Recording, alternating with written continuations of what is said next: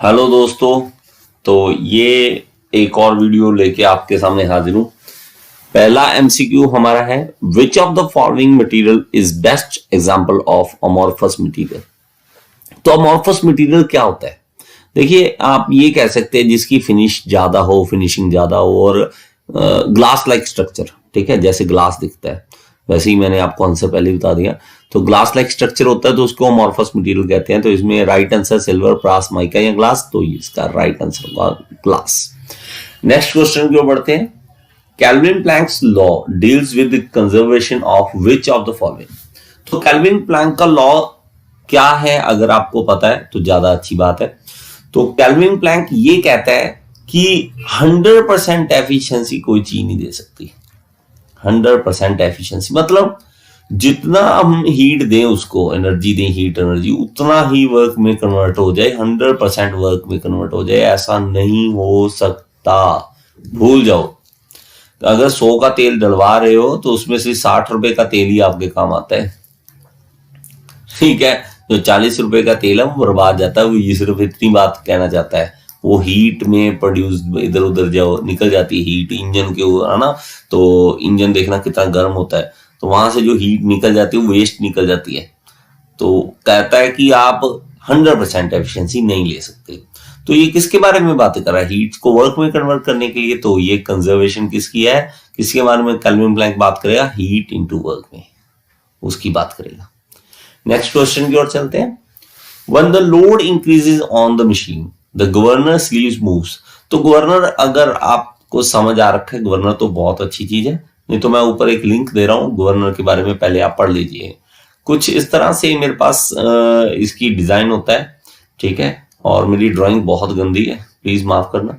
जितना समझा सकता हूँ समझाने की कोशिश करता हूँ। ये स्लीव है, तो ये बॉल्स जो है बाहर की ओर बढ़ती है ना। जब स्पीड बढ़ती है तो बाहर जाती है, तो स्लीव ऊपर आ जाती है बड़ी, ठीक है। तो जब स्पीड बढ़ती है तो ये बॉल्स बाहर की ओर जाएंगी और ये स्लीव ऊपर की ओर जाएगी। जब ये देखिए लोड, मान लीजिए ये पूरी स्पीड पे चल रहा था, अचानक से लोड बढ़ गया मशीन पे। लोड बढ़ने के कारण इसकी रोटेशन जो है कम हो जाएगी। जब इसकी रोटेशन कम हो जाएगी तो बॉल्स अंदर की ओर आ जाएंगी और स्लीव नीचे चली जाएगी, ठीक है। तो हमारा क्वेश्चन भी यही है। तो इंक्रीज करता है लोड तो क्या होगा? स्लीव क्या आगे नीचे की ओर जाएगी। तो हमारा आंसर होना चाहिए B. Right answer is B. Fourth question है, for harder material the helix angle of drill is. तो हेलिक्स एंगल कितना रखना चाहिए हार्डर मटेरियल के लिए? तो लेस देन 45, इक्वल टू 45, 45 से 60 के बीच, 60 से 90 के बीच। तो इसका राइट आंसर होगा A, less than 45 degree. Next question की ओर बढ़ते हैं। The efficiency of Carnot engine depends on. तो कार्नोट इंजन की एफिशिएंसी किस पे डिपेंड करती है? वर्किंग सब्सटेंस पे, design and size of engine पे, टाइप ऑफ फ्यूल फायर्ड, या temperature of sink, source and sink. तो आपको मैं बता दूं ये फॉर्मूला कुछ इस तरह से होता है एफिशिएंसी का कार्नोट का। तो इसमें 1 माइनस टी, मतलब हीट जो हायर टेम्परेचर है वो उसका, ठीक है, हायर टेम्परेचर का, और लोअर टेम्परेचर का नीचे। तो इस तरह से होता है। तो इसमें देखिए और एफिशिएंसी में और तो कुछ है नहीं, सिर्फ टेम्परेचर ही है ना, सोर्स और सिंक का। तो हमारे पास इसका आंसर क्या होगा? D is the right answer, temperature of source and sink. What is the purpose of using auto collimator? तो अगर भाई ऑटो कॉलिमेटर ही नहीं पता तो हम आगे कैसे बढ़ सकते हैं ना।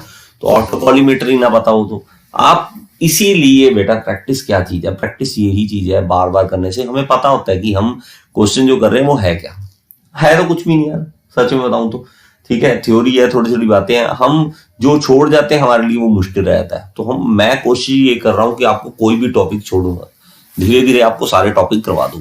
तो इसमें देखिए पहला है to measure small angular difference, to measure flatness, to measure concavity, और to check the surface linearity. तो देखिए, तो इसका राइट आंसर होगा to measure small angular difference. तो थोड़े थोड़े एंगल, छोटे छोटे एंगल जो मापने के लिए, उसके डिफरेंस मापने के लिए ऑटो कॉलिमेटर यूज करते हैं। तो आप इसमें देख भी सकते हैं, यहाँ पे ऑटो कॉलिमेटर का छोटा सा इमेज बनाया समझाया हुआ है कि यहाँ पे देखिए अगर ये कोई प्लेन 90 डिग्री पे है तो हमारी यहाँ से सोर्स से कोई मान ले किरणें हैं जाएंगी और टकरा के वापस आ जाएंगी।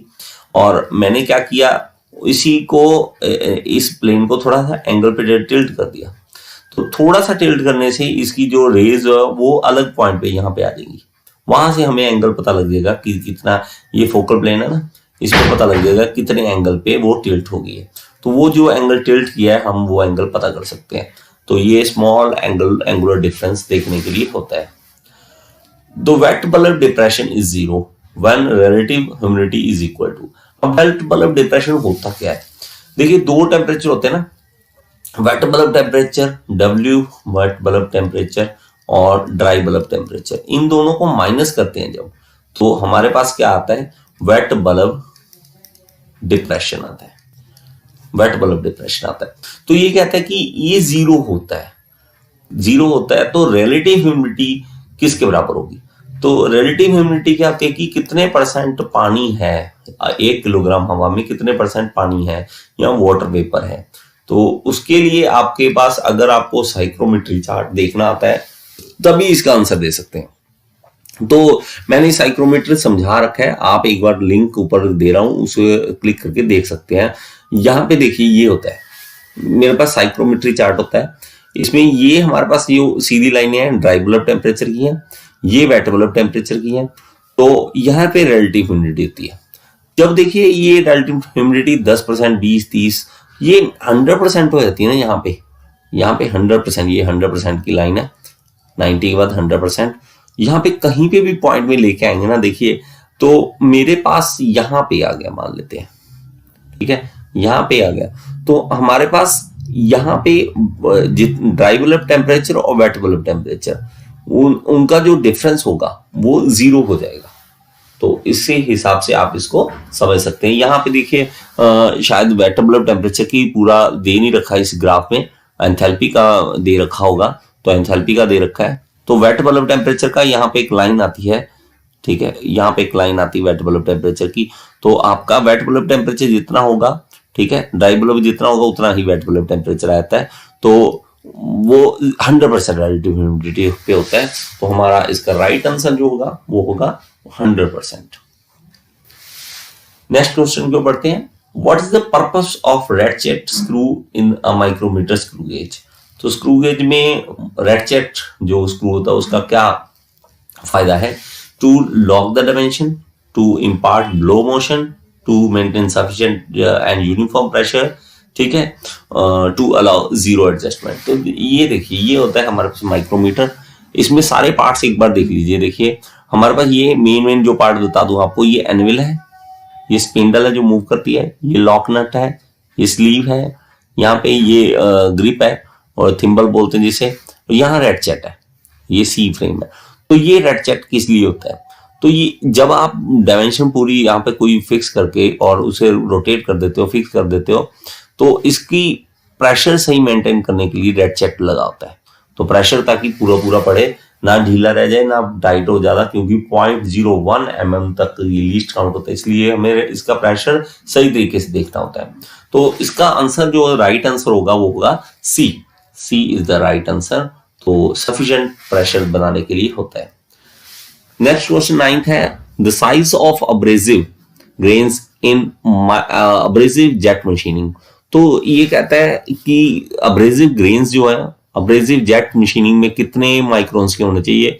तो इसमें रेक्टिफिकेशन है, ये 10 से लेके 50 के बीच में होनी चाहिए, ठीक है, इसने माइक्रोन्स के होने चाहिए। तो मुझे आप कमेंट में बताएंगे कि माइक्रोन की वैल्यू कितनी होती है, माइक्रो, ठीक है, डेसी, सेंटी, मिली, माइक्रो, नैनो, पिको, फेम्टो, है ना। तो डेसी, सेंटी, मिली, माइक्रो। तो माइक्रो की वैल्यू कितनी, 10 की पावर ऊपर कितना आएगा। तो ये मुझे आंसर में जो इसका आंसर जो है मुझे कमेंट में बताएंगे आप। 10th क्वेश्चन है, which among the following is an inversion of double slider crank chain.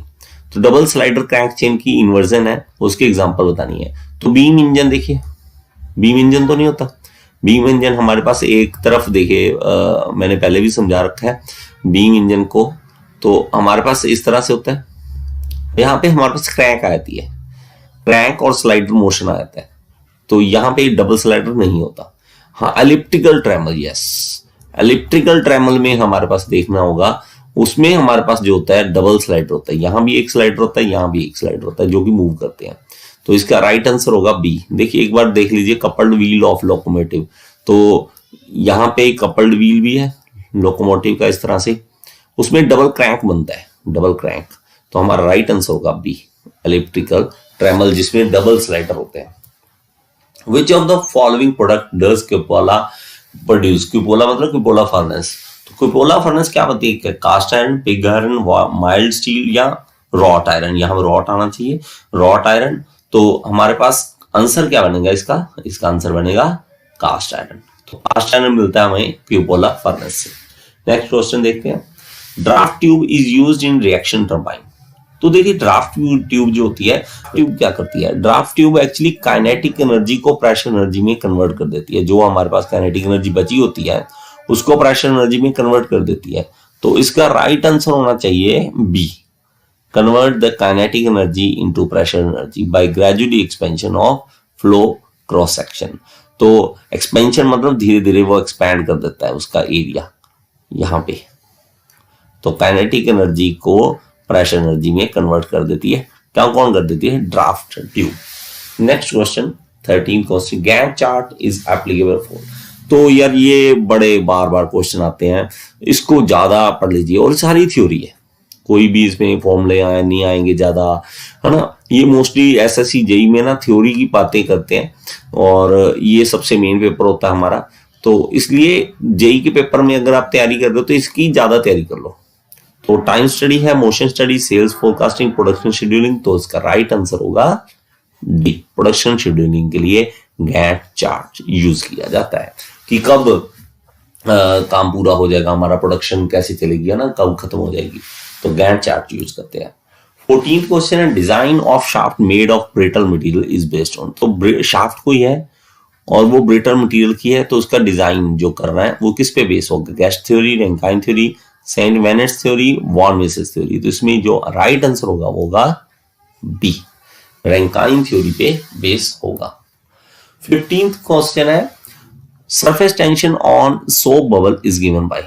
तो सर ये भी एक तरह से वैसे तो याद, अगर आप डेरिवेशन कर सकते हो अच्छी बात है, ठीक है, लेकिन अगर आप सीधा सीधा क्वेश्चन याद कर रहे हो तो इसका राइट आंसर जो होगा वो होगा डी।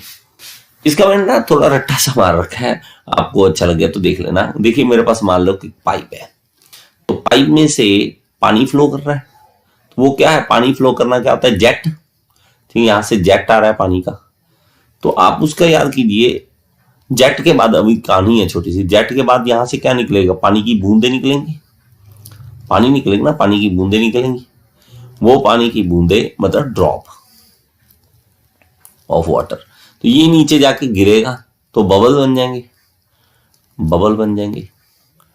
तो मैंने याद कर रखा है, 3 ऐसे प्रोसेस याद किए, जेट आती है, फिर ड्रॉप आती है, फिर बबल आती है। तो इसको नाम दे रखा है 2, 4, 8। बस ये आपने याद करना है। आगे क्या लगाना है? Sigma by D, sigma by D और सिग्मा बाई डी, इसको याद कर लेना है। और तीनों में से एक पूछ लेता है, आपने कंफ्यूज नहीं होना ना। कई बार 4 की जगह 2, 2 की जगह 4, 4 की जगह 8, तो गलती नहीं करनी। जेट पहले आएगा, फिर ड्रॉप गिरेगी, फिर बबल बनेगा, 2, 4, 8 में प्रोसेस चलेगी और हमारा आंसर सही होगा हमेशा। और कंजूसी मत कीजिए लाइक करने में, लाइक करने में आपका कुछ नहीं जाता, लाइक जरूर कीजिए। इतने देख रहे हैं, अगर आपको अच्छी लगती है वीडियो तो लाइक करने में कुछ नहीं जाएगा आपका। लाइक जरूर कीजिए वीडियो, और सब्सक्राइब कीजिए मेरे चैनल को, और शेयर जरूर कीजिए मेरी video. Thank you so much. Next video में फिर से मिलेंगे। Bye bye.